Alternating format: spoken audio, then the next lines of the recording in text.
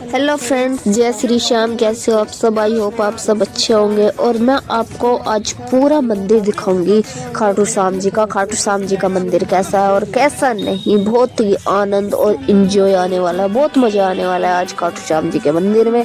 तो आप सब पूरी वीडियो वॉच करना, पूरी वीडियो को देखना और खाटू श्याम जी के मंदिर को बताना कि आप सबको कैसा लगा और कैसा नहीं। कमेंट सेक्शन में कमेंट की लाइन लगा देना गाइज, और बता देना कि आप सबको खाटू श्याम जी का मंदिर कैसा लगा। तो चलते हैं मंदिर की ओर। और मंदिर में हमारे खाटू श्याम जी है, जिसमें डेली मंदिर में बहुत सारे लोग आते हैं सुबह को पूजा करने के लिए। और सुबह के टाइम मंदिर में आरती होती है खाटू श्याम जी की। और इसी मंदिर में हमारे है भोले बाबा जी और पार्वती माँ सरस्वती देवी जी और शेरा वाली माता जी और कृष्ण जी भगवान, हनुमान जी और सीता राम लक्ष्मण जी की भी मूर्ति है। तो आप हमारे खाटू श्याम जी के मंदिर में आ सकते हैं। और मंदिर में सुबह की आरती 8, 7:30 या 8 बजे से लेके 9 बजे तक का होती है। और मंदिर का टाइम है जो सुबह का है, मतलब सुबह खुल जाता है हमारा मंदिर 4 बजे से लेके और 12, 12:30 बजे तक का खुल जाता है मंदिर। और उसके बाद 12 बजे बंद होने के बाद खुलता है 3:30, 4 बजे मंदिर खुलता है। और फिर उसके बाद खुलने के बाद में शाम के टाइम 3:30, 4 बजे से लेकर 9, 9:30, 10 बजे तक का ओपन रहता है। तो आपको जिसको भी मंदिर में आना है, भगवान जी की दर्शन करने या खाटू श्याम जी के दर्शन करने हैं, कृष्ण जी के दर्शन करने हैं या फिर भोला बाबा जी के दर्शन करने हैं, किसी भी भगवान जी के दर्शन आपको करने हैं, तो आप हमारे मंदिर में आ सकते हो। और बहुत ही सुंदर, बहुत ही अच्छा मंदिर है। मैं तो डेली जाती हूँ, आपको भी आना है तो आप भी आ सकते हैं। कमेंट सेक्शन में बताना कि आप सबको खाटू श्याम जी का मंदिर कैसा लगा और कैसा नहीं।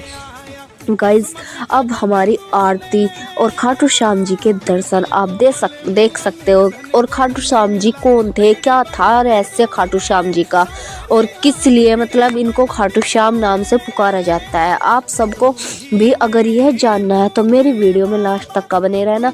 और आप सब इस वीडियो को देखना कि खाटू श्याम जी को किस नाम से पुकारा जाता है और इनके कितने नाम है, क्यों इनको खाटू श्याम जी कहा जाता है।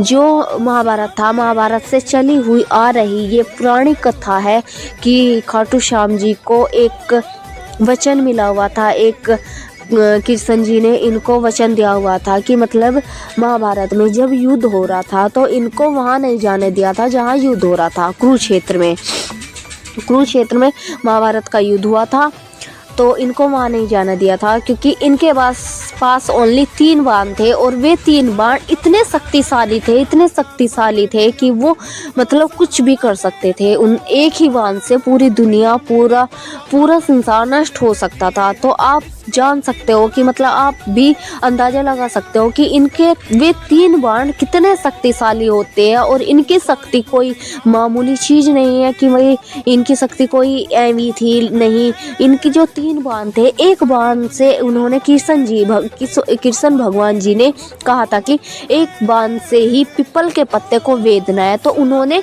एक बाण से ही पीपल के सारे पत्तों को वेदा था। और एक पत्ता जो था वो कृष्ण जी के पैर के नीचे था, और वो भी वहाँ पे भी चक्र घूमता रहा कृष्ण जी के पैर के नीचे। और मतलब खाटू श्याम जी ने जो बर्बरीक था, बर्बरीक इनके बचपन का नाम था, तो बर्बरीक जी ने ये बोला था कि मतलब कृष्ण जी भगवान जी अपना पैर हटा लो, यहाँ पे एक पत्ता है पीपल का, और उस पे अगर आप पैर नहीं हटाओगे तो ये मतलब आपका पैर विंध जाएगा, इसलिए आप अपना पैर हटा लो।